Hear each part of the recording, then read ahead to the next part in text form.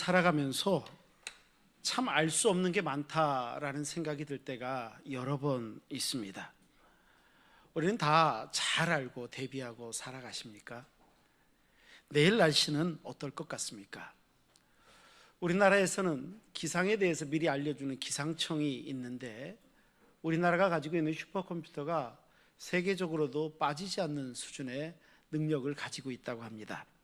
하지만 그런 고성능 컴퓨터가 예보를 함에도 불구하고 날씨가 맞지 않을 때가 있습니다. 특별히 올 여름에 그런 적이 몇 번 있었죠. 아침에 우산을 챙겨 나갔는데 흐리기만 하고 비가 안 내려서 그냥 우산 들고 다니다가 잊어버린 적도 있고요. 때로는 우산 없이 나갔는데 소나기를 만나거나 비를 만나서 비를 쫄딱 맞고 들어왔던 적도 있고 알 수 없습니다. 요즘 뉴스에 자주 등장하는 것 중에 하나가 환율입니다. 이상하리만큼 요즘 우리나라 환율이 계속 뛰면서 우리나라 돈의 가치가 떨어지고 있다, 이런 염려 많이 보셨을 것입니다. 정작 우리나라 경제학자들이 대한민국 경제에 대해서 예측하는데 한국 경제를 전망하면서 2025년도 내내 했던 화두가 뭔지 아세요? 불확실성입니다. 한마디로 잘 모르겠다, 이겁니다. 이런 시대를 살아간다는 것은 어떤 의미가 있을까요? 어디 이게 경제만 그럴까요? 부모님 입장에서는 어떻습니까? 자녀들에 대해서 여러 가지 꿈도 가지고 있고 계획도 가지고 있습니다만 자녀들의 미래에 대해서 얼마나 알고 계십니까? 언제 결혼을 할 건지, 우리 자녀들의 미래가 어떨 건지, 장차 어떤 일들을 하고 살 건지 잘 모르죠. 사업하시는 분들은 어떻습니까? 다음 달 매출에 대해서 자신하실 수 있습니까? 사회 동향이 어떻게 흘러갈 것이다, 이렇게 예측 가능합니까? 전망은 어떻습니까? 우리가 할 수 없다는 겁니다. 그런데 우리는 실제로 이런 불확실한 상황 속에서도 미래를 예상합니다. 예견합니다. 계획을 세웁니다. 준비하고 그 길을 한 걸음 한 걸음 걸어가기도 합니다. 그런 상황이 우리라는 것입니다.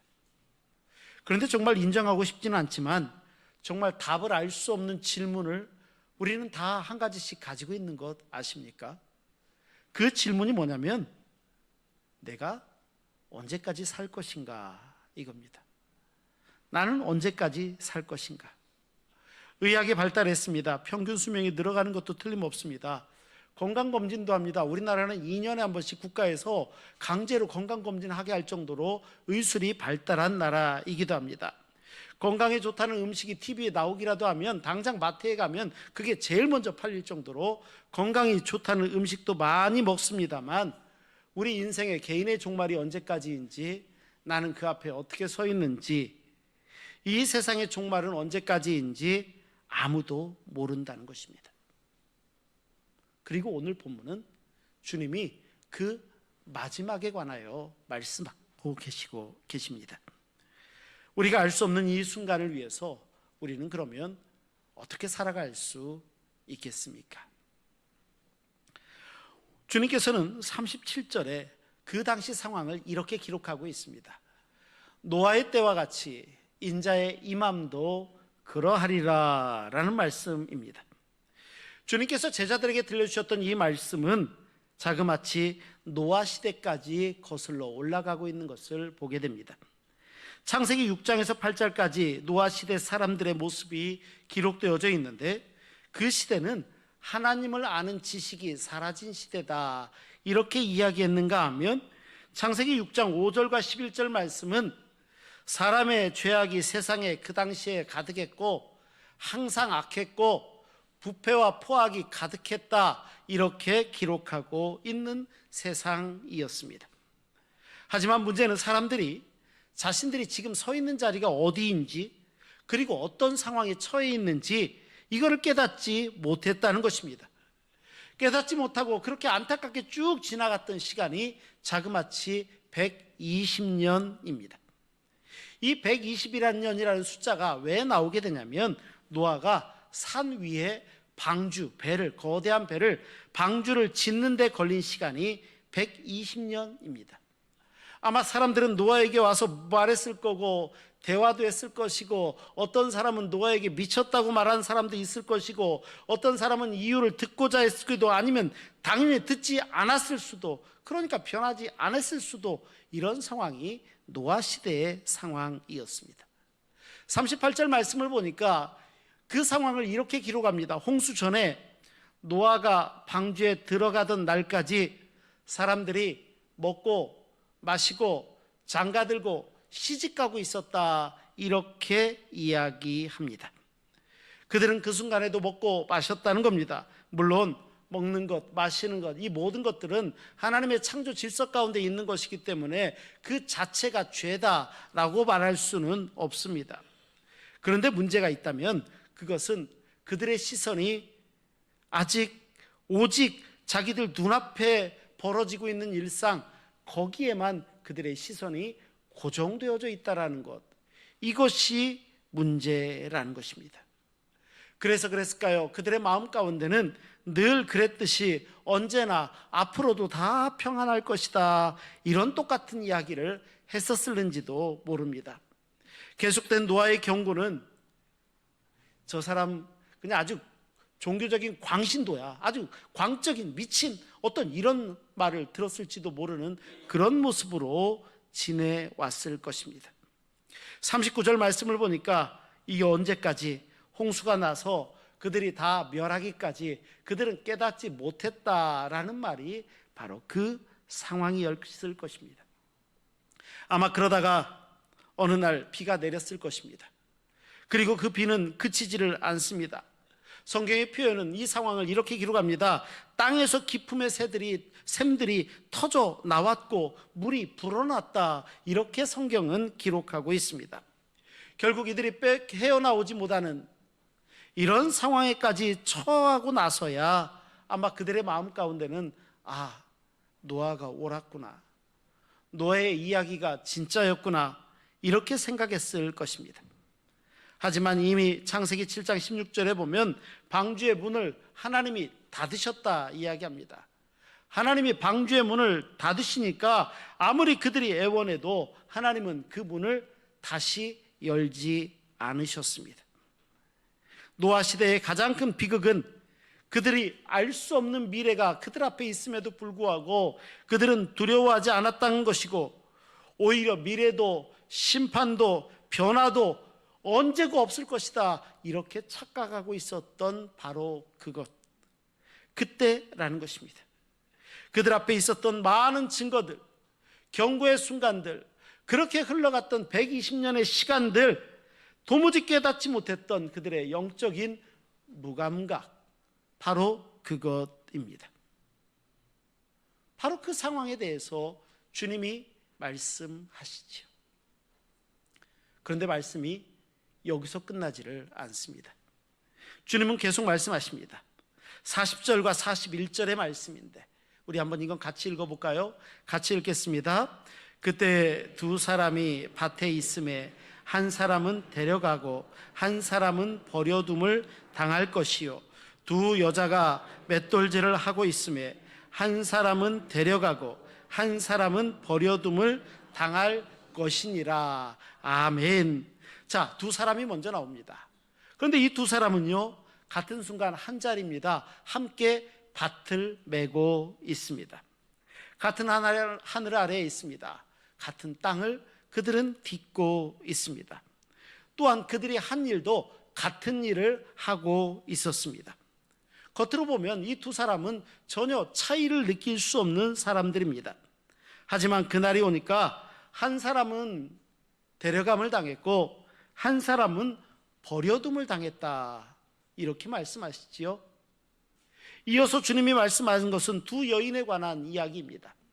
두 여인이 있습니다. 이 여인은 둘 다 똑같이 한 자리에서 함께 맷돌질을 하고 있습니다. 같은 공간에 있습니다. 같은 지역에 있습니다. 동시에 같은 작업을 했습니다. 하지만 어떻습니까? 결과는 한 사람은 데려가고 한 사람은 버려둠을 당했다라는 것입니다. 이 둘들 사이에 차이가 있습니까? 능력이 차이가 있습니까? 재산이나 직분이나 이런 차이가 있습니까? 아닙니다. 그 마음의 차이라는 것입니다. 준비된 마음과 준비되지 않은 마음이었고, 깨어있는 영혼과 잠든 영혼, 이 차이였다는 것입니다. 바로 그 차이입니다. 이 상황, 주님이 말씀하시는 이 상황, 그런데 어찌 이 위기의 상황이 노아 시대만, 주님이 말씀하시는 그 시대에만 그들만의 문제였을까요?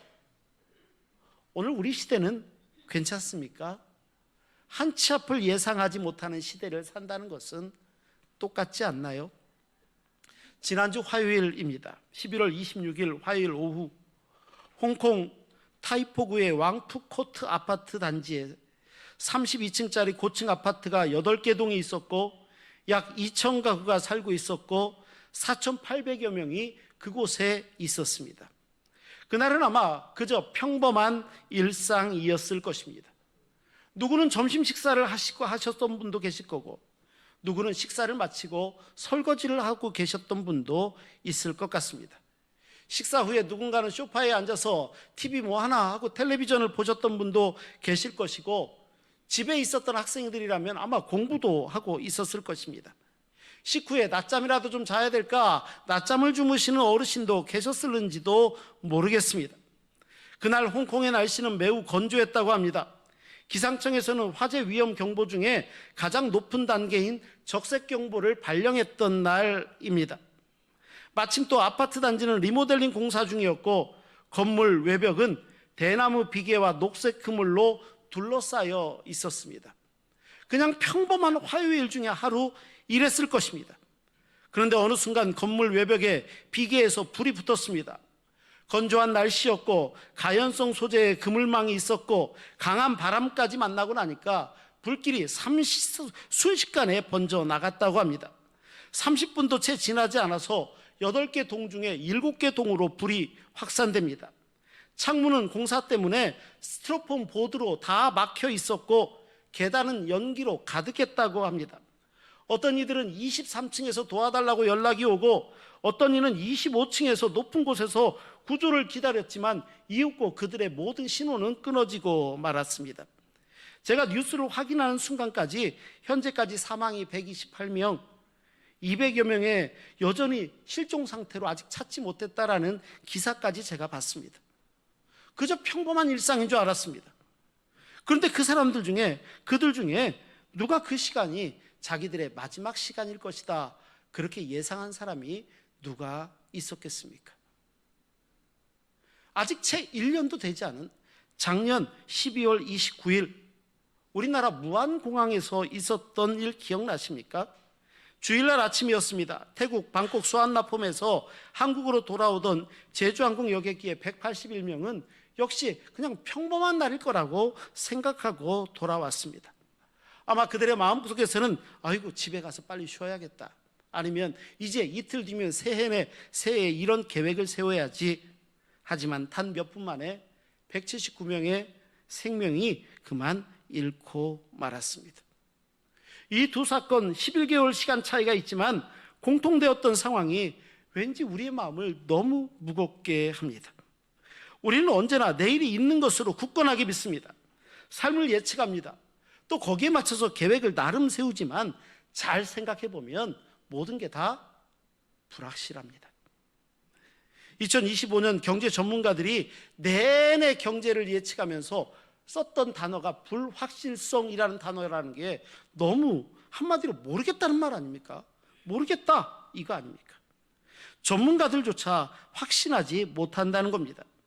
우리는 계획하고 예측했지만 늘 그렇지만 잘 모릅니다. 그런데 이것만 심각합니까? 우리의 영적인 무감각은 어떻습니까? 노아 시대 그 사람들처럼 우리는 교회에 나옵니다. 지금 이곳에 함께 예배를 드리고 함께 찬양을 듣고 부릅니다. 기도도 합니다. 하지만 이 행위라는 거에 너무 큰 가중치를 두는 바람에 정작 예배하고 있는 우리의 마음, 내 신앙생활하는 모습, 태도에 대해서 너무 나한테 너그럽게 평가하고 계시지는 혹시 없습니까? 예배에 집중하지 못하고 그냥 아이고 이번 주가 새로 시작되어지네, 일주일을 새로 시작하는 요식행위처럼 만약에 예배에 참석하고 그것 때문에 마음의 위안을 억지로 찾고 있다면 이게 영적인 무감각 아닐까요? 노아 시대에 그들이 평범한 일상 뒤에 숨겨놓고 있었던 그들의 신앙의 모습이 어쩌면 우리 지금의 모습과 닮았다고 생각드는 순간은 혹시 없습니까? 우리가 앞에서 읽었던 40절과 41절의 말씀은 마치 거울처럼 우리에게 두렵게 비추고 있습니다. 두 사람이 있었는데 어느 순간 한 사람만 데려가고 한 사람은 버려지더라. 두 여자가 맷돌질을 함께하고 있었는데 어느 순간 한 사람은 데려가고 한 사람은 버려두더라. 마치 이 모습, 겉으로는 똑같지만 그들의 내면과 이후 결과가 너무 달라지게 성경이 기록하고 있지 않나요? 마찬가지 아닐까요? 지금 우리는 한 예배당에서 예배를 드리고 같은 찬양을 듣고 같은 설교를 듣고 함께 기도하지만 우리 모두의 마음이 다 똑같지는 않을 것 같습니다. 어떤 분은 정말 진심으로 예배에 집중하고 진심인 분도 계시겠지만 어떤 분은 형식 그 이상도 이하도 아니고 아무런 느낌도 없이 앉아있는 분이 혹시 계시면 어떨까, 이런 마음이 듭니다. 내가 그래도 교회에서 직분이 뭔데, 내가 우리 신흥교회에서 신앙생활 연조가 몇 년인데, 내가 교회에서 어떤 부서에서 봉사하시는 줄 아세요? 이런 조건들이 자동으로 내 신앙을 바르게 만들어줍니까? 아니요, 그렇지 않다는 겁니다.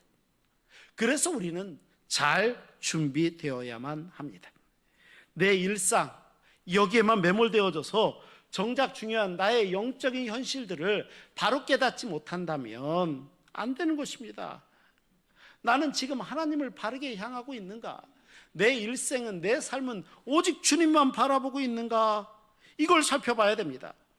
만약에 여기에서 잘못되면 노아 시대에 있었던 그들의 모습이 우리의 모습과 별반 다르지 않을 수도 있기 때문이겠죠. 그런데 주님은 말씀을 여기서 그치질 않습니다. 계속해서 하신 말씀, 은혜가 있습니다. 심판만 말씀하신 게 아니라 이제 허락하시는 놀라운 은혜가 그 안에 담겨져 있습니다. 36절 말씀부터 그 사실을 이렇게 기록합니다. 그러나 그날과 그때는 아무도 모르나니입니다. 그런 생각을 한번 해봅니다. 왜 하나님이 그 날을 가르쳐 주시지 않으셨을까? 우리를 불안하게 하기 위해서? 아니면 잔인해서? 아니면 그 전날까지 마음껏 살다가 멸망하기 전날 예수님 믿고 회개하는 것은 안 되겠으니까? 이런 것은 아니라는 것입니다. 하나님께서 허락하신 모든 시간들을 주님과 함께 채워나가는 시간으로 살기를 바라시는 하나님의 마음이 그 안에 담겨져 있기 때문입니다. 그러면 왜 주님은 이 노아 이야기를 이 순간에 말씀하고 계실까요?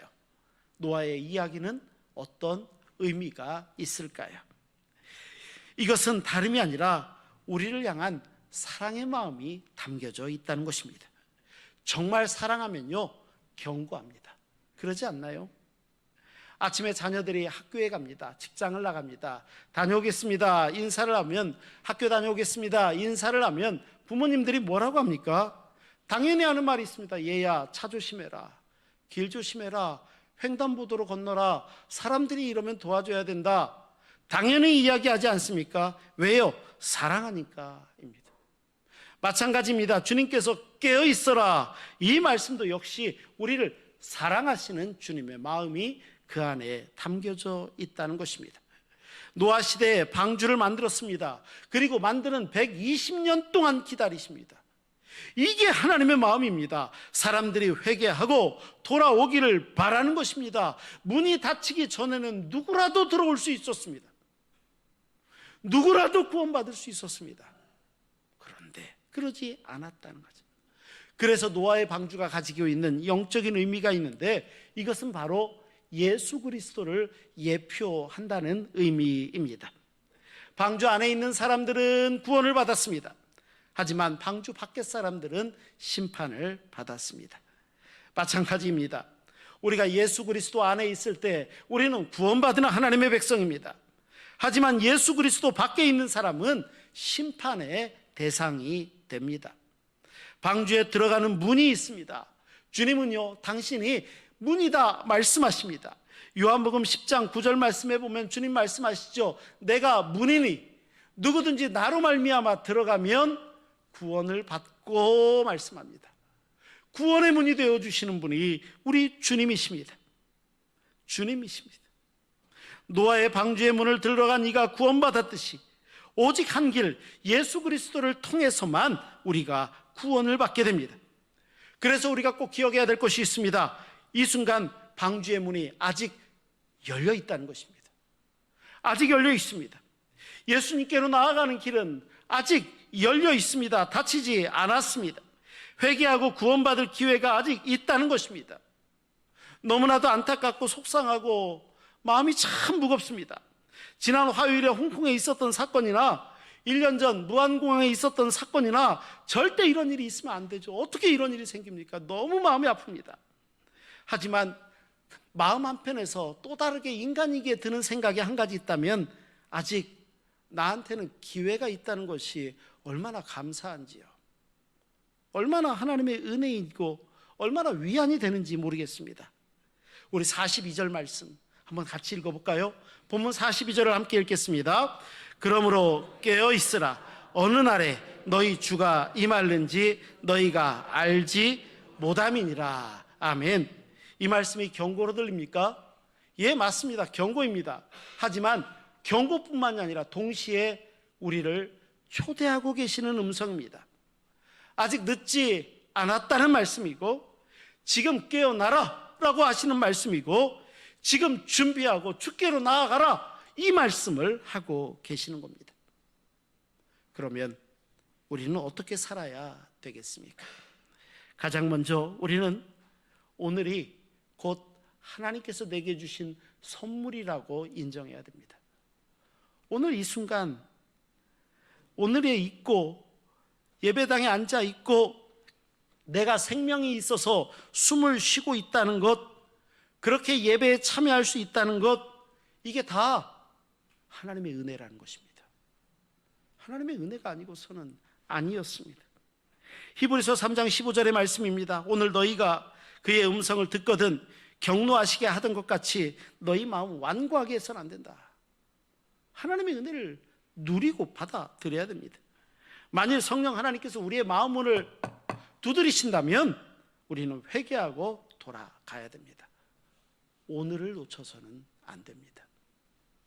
두 번째로 우리의 살아가는 모든 시간, 일상이 예배가 되어야 됩니다. 본문에서 사람들은 먹고 마시고 장가들고 시집갔다 합니다. 밭에서 일도 했고요, 맷돌질도 했습니다. 이런 일상의 모습은 잘못된 게 아닙니다. 문제는 이 모든 일상이 하나님과 단절되어져 있기 때문입니다. 하나님과 상관없이 이루어졌다는 게 문제입니다. 우리는 살아가는 삶의 지경에서 우리를 거룩하게 하신 하나님의 그 거룩하신 마음, 우리의 삶 가운데 거룩함을 잊어서는 안 됩니다. 식사를 합니까? 하나님 앞에 당연히 감사한 마음이어야 됩니다. 일을 합니까? 내가 일하는 터전이 하나님께 영광 돌리는 터전이 되어야 됩니다. 가족과 함께 시간을 보냅니까? 하나님의 사랑을 나누며 살아가는 복된, 우리가 그래서 주님과 함께 행복해지는 시간, 주행시 가정예배 아닙니까? 우리 가정이 좀 그래야 됩니다. 그런 삶. 그래서 사도 바울은 고린도전서 10장 31절에 이렇게 말씀합니다. 그런즉 너희는 먹든지 마시든지 무엇을 하든지 다 하나님의 영광을 위하여 하라. 맞습니다. 하나님의 영광을 위하여. 내가 살아가는 모든 순간이 하나님을 의식하는 자리이고 하나님께 마음으로 예배하는 자리여야 한다는 것이죠. 세 번째로 우리는 주님의 재림을 기다리는데 이것은 두려움이 아니라 소망으로 되어야 됩니다. 44절의 말씀, 이러므로 너희도 준비하고 있으라. 생각하지 않은 때에 인자가 오리라. 이렇게 말씀하십니다. 준비되어 있는 사람에게는요, 주님이 오시는 게 두려움이 아닙니다. 오히려 기쁨이죠. 오히려 소망이죠. 오히려 우리 구원의 완성이 되어집니다. 마치 우리가 사랑하는 사람을 기다리는 것처럼 우리는 다시 오실 주님을 또한 기다리는 사람이 되어야 됩니다. 대림절 첫째 주일입니다. 대림절은요, 바로 이 기다림을 연습하는 시간입니다.